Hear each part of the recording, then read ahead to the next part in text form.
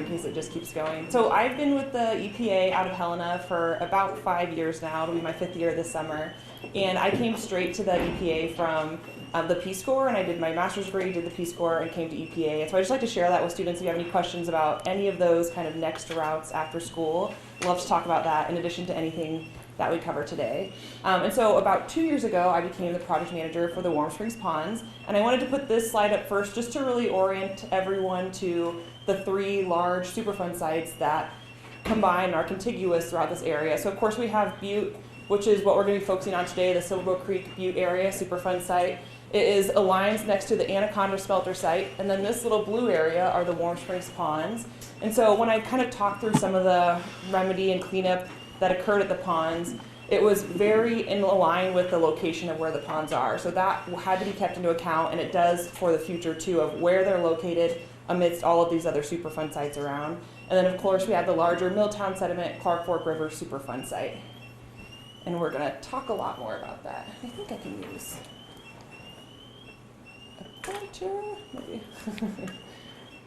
So first I'm going to go over a history of the Warm Springs Ponds, and I apologize for those who have come to some of the ponds outreach events that we've had because it might be a lot of similar information. But then I'm going to talk about the site risks that were identified at the Warm Springs Ponds pre-Superfund cleanup and some of the alternatives that were used to address those site risks. And then go through those remedy components, so look at how site risks were addressed with the cleanup. And then Carl's going to jump in and talk about community engagement concerning the Warm Springs Ponds, and then we'll wrap up with next steps. All right, so this is a zoom in of just the Silverbow Creek Butte area Superfund site, and I'm only the project manager on the 2 Warm Springs Ponds operable units.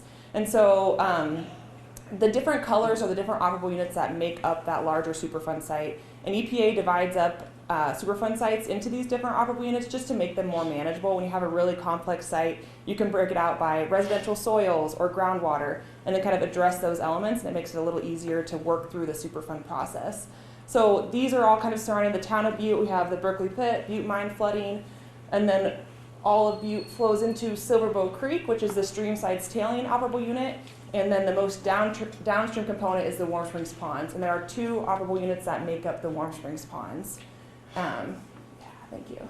So a little bit of history. Of course, all of the mining and smelting that occurred in Butte and Anaconda are kind of the reason we're here today and still addressing these cleanup options.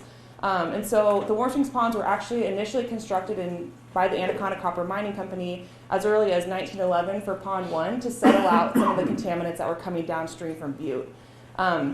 So they just constructed the ponds to settle out the mine waste and tailings. A second pond was needed to have additional capacity, and that was constructed in 1960, and then the third pond was built in the 1950s. And just a quick show of hands, who's actually been out to the Warm Springs Ponds? Okay, so I feel like if you haven't seen kind of the size of them, it's hard to understand really how large they are. They cover approximately 4 square miles and contain 19 million cubic yards of mine tailings, waste, and contaminated sediments from those mining activities. And just a frame of reference, the Anaconda slag pile is an estimated 30 million cubic yards. So you can kind of visualize 30 million and then the 20 million that the ponds has in it. All right, and now I'm going to transition to a little bit of the Superfund history. So Superfund came into the picture in 1980, and the Silverbow Creek Butte area Superfund site was proposed to the National Priorities List in 1983. And this gave EPA the authority to address contaminants at the site. And the ponds were prioritized initially, and we're going to talk more about why they were a priority to get an interim remedy in place, but that occurred in 1990. So there was a record of decision, which is like kind of the legal public document that outlines the cleanup activities to occur, and these were interim remedial actions. Because of where the ponds were located, the most downstream component, and knowing that a lot had to occur upstream, these interim remedies were outlined. And the main goal was to treat incoming water so that water leaving the pond system would meet water quality standards.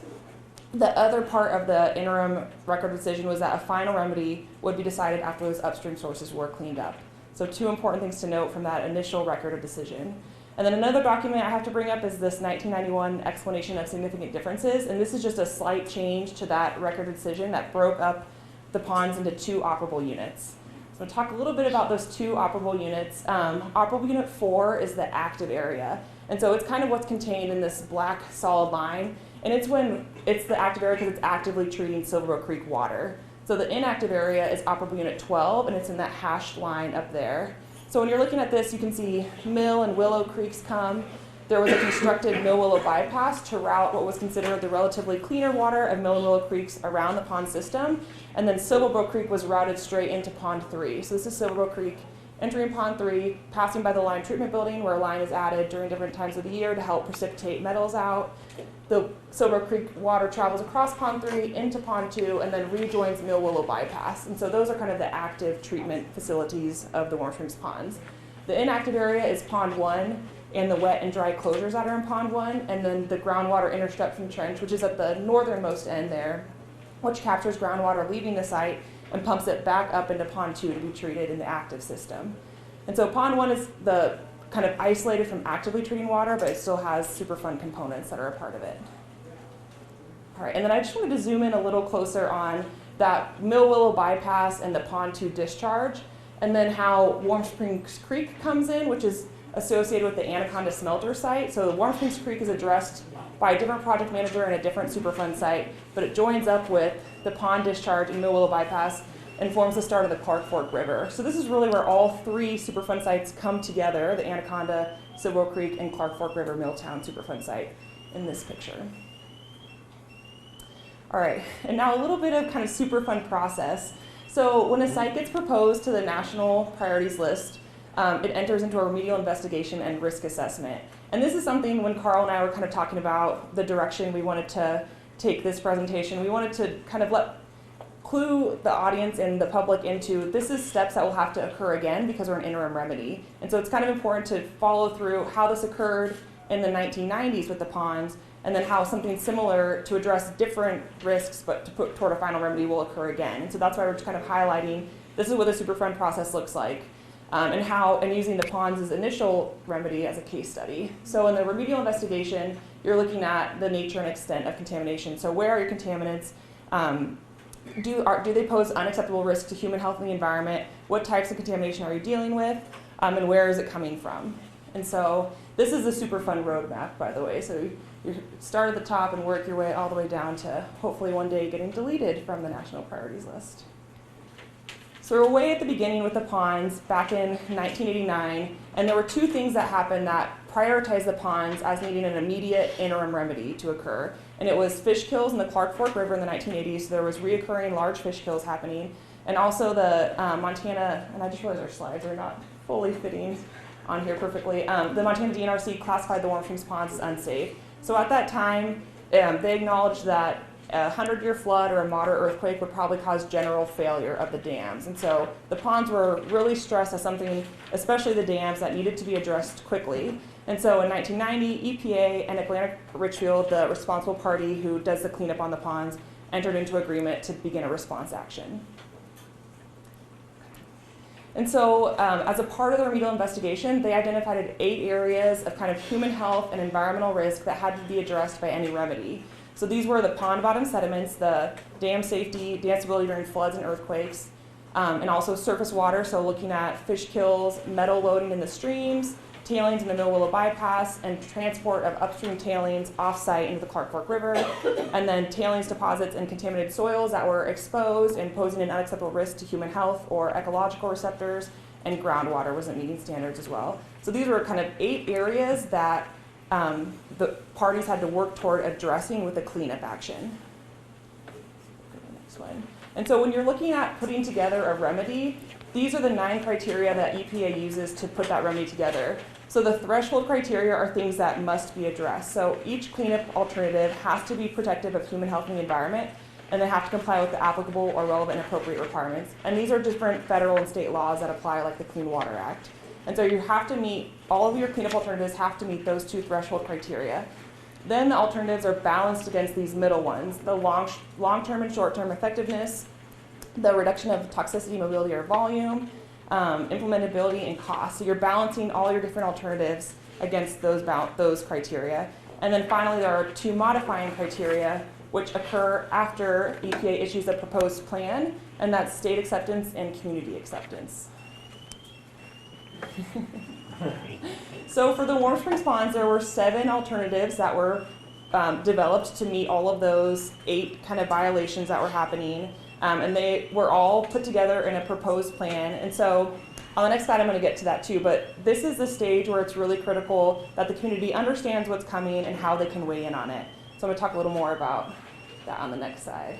So remedy selection and the proposed plan, and I put a little square above that stop and it has a big public comment stop sign there too. So this is the only time in the Superfund process where EPA is required to go out for public comment. And so it's a huge, important factor for people who want to weigh in and have strong feelings about what the area that is a Superfund site could look like at the end of its life cycle. And so how that happens is EPA issues a proposed plan. And that proposed plan has all of the key aspects that they found during the investigation and the feasibility study. It also describes all the different remedial alternatives that were developed. So those 7 different remedial alternatives were described in detail. All of the rationale for selecting the preferred alternative is included. And it talks through all of the different criteria. So all the balancing criteria, each alternative is described in detail about how it meets that. And then it also has important information about the public comment period and the public meeting, where to send your comments. And so this is really a document for the public on how to weigh in on the Superfund remedy.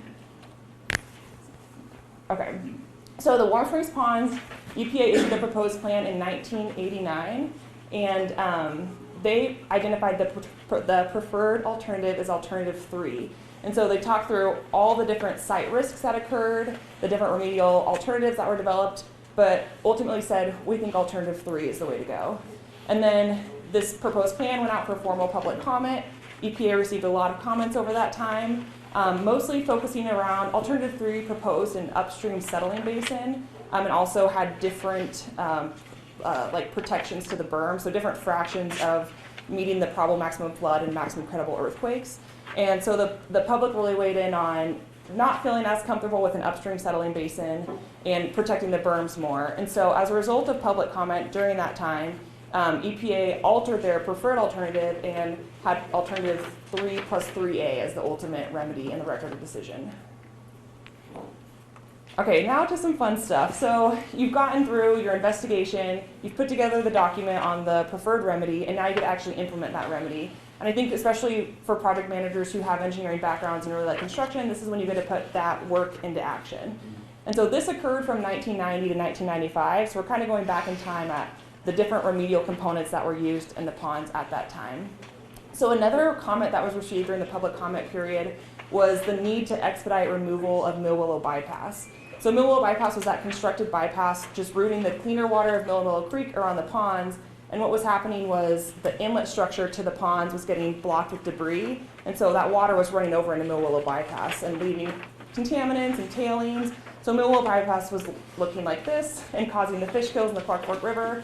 And so EPA and Atlantic Richfield prioritized removing the tailings in Mill Willow Bypass and reconstructing as kind of the first response action to occur.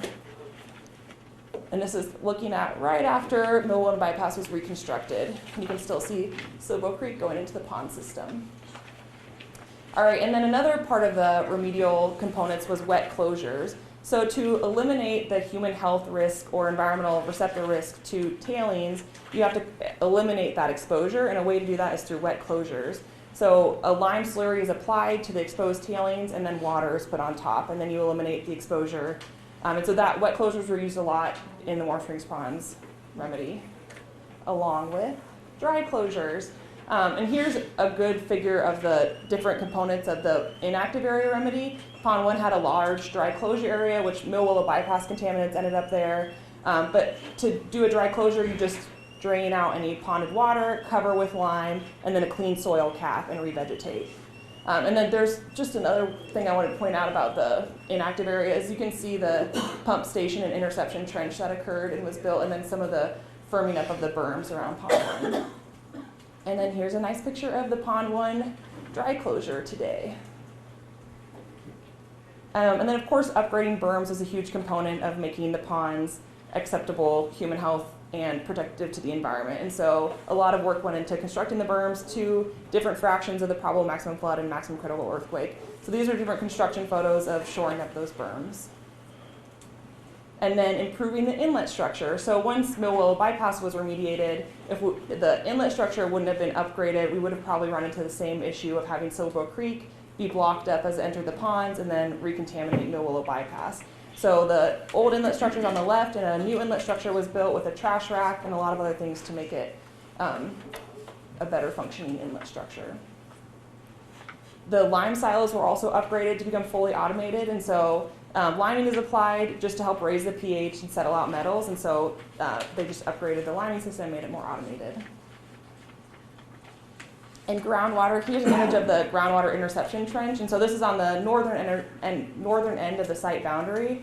The interception trench was put in and a picture of the pump back station, so that we're not exceeding any groundwater standards. All right, so what were some of the results after all that construction? And so I just have the copper graph up here, and the blue line is Silverbow Creek water coming into the ponds. The yellow line is water leaving the pond system, and then the green line is the monthly average limit that we're trying to meet, and it moves around because it's based on a hardness component, and so it's not just a straight line. But I think this graph kind of says two things. First, it's from 2010 to 2016, but Silverbow Creek has really improved a lot, and so we're seeing improvements in the water coming into the ponds, but we're not meeting standards all the time, and so the ponds are still really needed to settle out those metals and meet standards for copper. And then this is a different story. This is our arsenic graph. And so the ponds at the time of the record decision, the human health drinking water standard was 20 parts per million, and so that's our standard today too. So we're trying to meet the drinking water human health standard. But the blue is again Silverbow Creek coming into the ponds, and then the yellow is water leaving the ponds. And so we're having seasonal exceedances of the standard that we've set in our record of decision. And so another part besides monitoring that we do, EPA every 5 years after a remedy is complete goes back and reviews the protectiveness of that remedy. So these are some of the issues that have been brought up as a result of these 5-year reviews. One, as we just saw on that graph, arsenic is seasonally exceeding the surface water standard in the effluent. And so there's been some recommendations and work on optimizing our lime treatment system and trying to work and understand those arsenic exceedances and to meet that goal.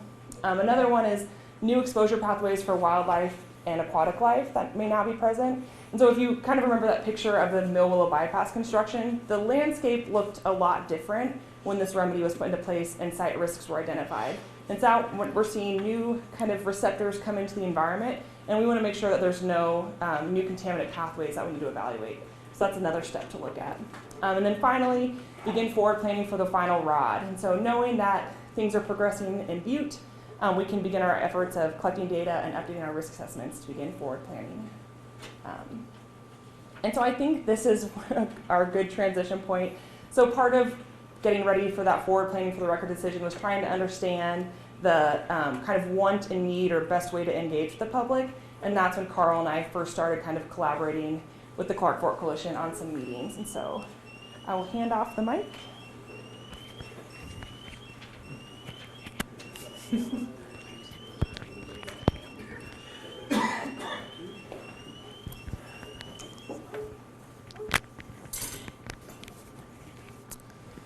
All right, thank you, Allie. So again, I'm Carl Hamming. I work for Powell County, so I'm out of Deer Lodge.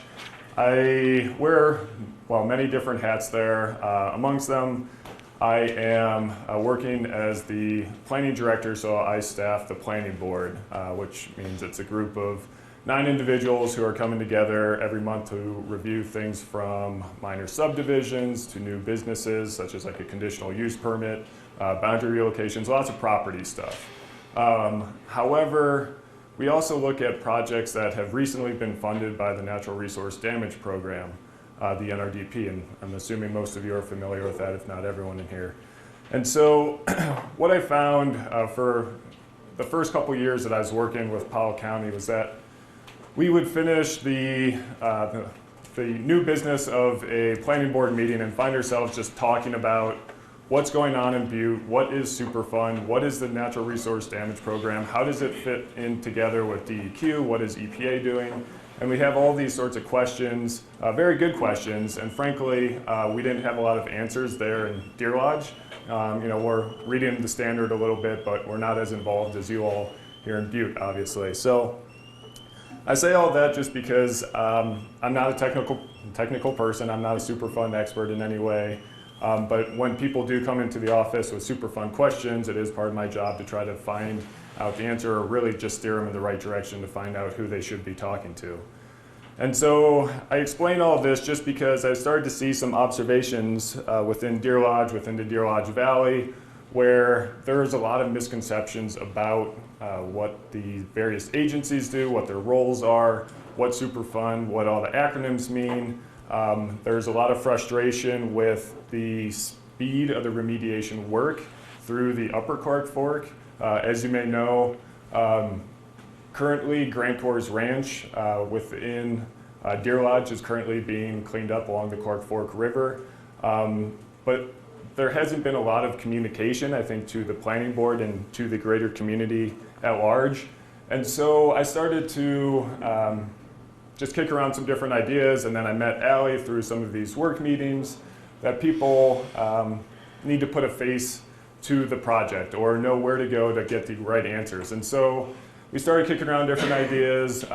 We partnered, as Allie mentioned, with the Clark Fork Coalition out of Missoula to expand our capacity to put on a couple of different functions. And so what we were hoping to do was bring not just the non-governmental organizations, the NGOs, not just the agency folks, not just government people like myself, but also see if we could get some landowners, some residents, some people who actually use the ponds to show up to these meetings and ask good questions, get engaged, start to understand the timeline, and just find out some good information right from the source rather than just sitting around at McDonald's having coffee in the morning, kicking around some false things. So I guess at this point we've had 3 different, so here's just a little list of some of the things I saw. I mean, again, these are massive generalizations. I don't want to speak for, I'm not trying to put anyone down. Maybe that last bullet point I should explain. That in Deer Lodge, people, they're a little accustomed to seeing so much action going on up in Butte that they just feel like there's not much happening within the Deer Lodge Valley or along the Clark Fork, with the exception of Grand Core's Ranch, or skipping down to Missoula, seeing what happened with the Milltown Dam removal, and just wondering why they are working in Butte, why they're working in Missoula, but not as much in the Deer Lodge Valley. And so we put on a couple of different public outreach events. We've had a couple in Deer Lodge, one in Anaconda. If you want to skip to next. This is just a sample agenda that we had. We were trying to bring a diverse range of speakers. I see actually a couple of them here in the audience today. I mean, these are the technical experts, so if you have any questions, ask Allie, ask them, don't ask me. But as you can see, it was a packed house. It really helps to bring pizza or free pizza. I mean, that will always help bring out the public. But I think it showed that there were a lot of people who did have questions, a lot of people who cared, a lot of people that were interested in what's going on with the ponds or just the greater Superfund cleanup. So if you want to skip to the next. I think what we are trying to accomplish with those sessions was, as Allie talked about, public involvement is part of their process, and so it's just good to keep people informed so when that time does come, the public is ready to be engaged, ready to participate, ready to help out. And so we were trying to increase communication, break down the silos between fields, even bring some of the various agencies and NGOs together, get them communicating a little bit more. And as I mentioned earlier too, with Allie being the new project manager on the ponds, that way she got a feel for what the community was like and who's interested and who cares about the ponds. I think that covers. Okay, so we just wanted to wrap up with kind of the very next steps. And I'd like just to say also that the proposed plan is the required Superfund kind of stop with the community, but I think that's what Carl spoke to too, is we'd like to bring people along way ahead of that so that there are no surprises. We kind of want people to understand what we're proposing or what they'd like to see too, and so that's kind of the gist behind these efforts. But right now, the Warm Springs ponds are still serving as a vital safety net. They still settle out metals from Silver Creek that are exceeding water quality standards. And allowing the floodplain to stabilize above from all the construction that's happened up there. So they're still functioning as an active treatment system and doing a good job at that. And so in the near term, we're optimizing our running of the ponds in that way. But it's still a needed system to treat incoming water. However, we can begin forward planning for our final record decision. And that includes updating our risk assessments and some of our assumptions about contaminant exposure pathways there. And then after kind of understanding any new risks, we would put together a focused feasibility study. Since this is an interim ROD and we already have interim record decision, we have an interim remedy in place, we wouldn't have quite the full-blown Superfund process, but a more focused feasibility study, and then eventually issue a proposed plan for public comment and end up with our final record of decision for the Warm Springs Ponds. So now it's time for questions. We left a lot of time, but there are other resources that you can get information in the meantime, like the EPA website. There are information repositories here at Tech and in Helena where you can get access to documents. A lot of these, like all of the historic documents, are available there as well too. And then the Citizens Technical Environmental Committee, CTEC, we have members of them here today. They hold meetings in Butte to kind of help the public understand different things that are happening in the Superfund realm. And then I just have Carl's and my contact information there too. But yeah, if you have any questions. Thank you so much for your service.